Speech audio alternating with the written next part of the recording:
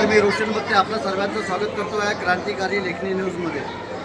आज आपण हे पारडसिंगा गावामध्ये दिनांक 1 मे ते 20 मे या दरम्यान पारडसिंगा श्री सत्यवती माता देवस्थान येथे भव्य आध्यात्मिक वारकरी बाल सुसंस्कार शिबिराचं आयोजन करण्यात आलं होतं आणि हे शिबिर धर्माचार्य हबप मुरेकर महाराज नरगेटकर यांच्या मार्गदर्शनाने पार पडलेले आहे। आज काल्याच्या कीर्तनाने या शिबिराची सांगता झालेली आहे।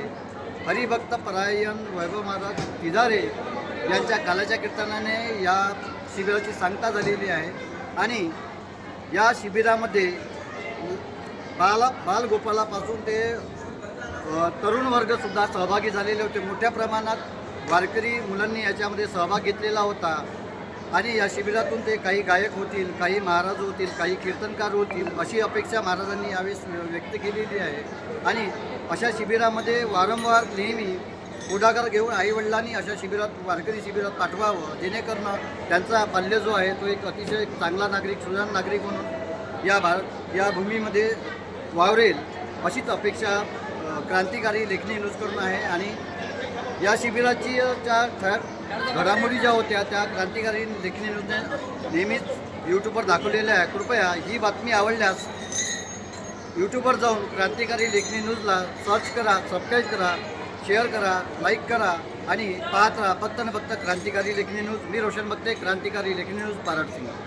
फक्त शेवटच्या बेंचवर बसणारा एकच मुलगा बाळू नावाचा, इंग्लिश गणित साऱ्या विषयामध्ये ढक्कल पासून असणारा बाळू नावाचा मुलगा।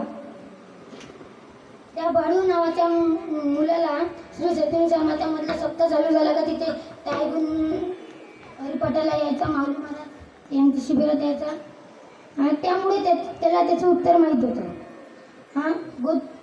गुरुजींना म्हणाले गोदावरीचा उगम कुठून झाला? बाळू म्हणाला कोणालाच उत्तर येत नव्हतं। मागच्या बेंचावरून एक हात उठला का गुरुजी मला माहीत आहे। बाळू म्हणाला मला माहीत आहे। गुरुजी म्हणाले शाबास बाळू, वा बाळू। बाळूला उभं केलं। बाळू उभं झाल्यानंतर बाळू म्हणाला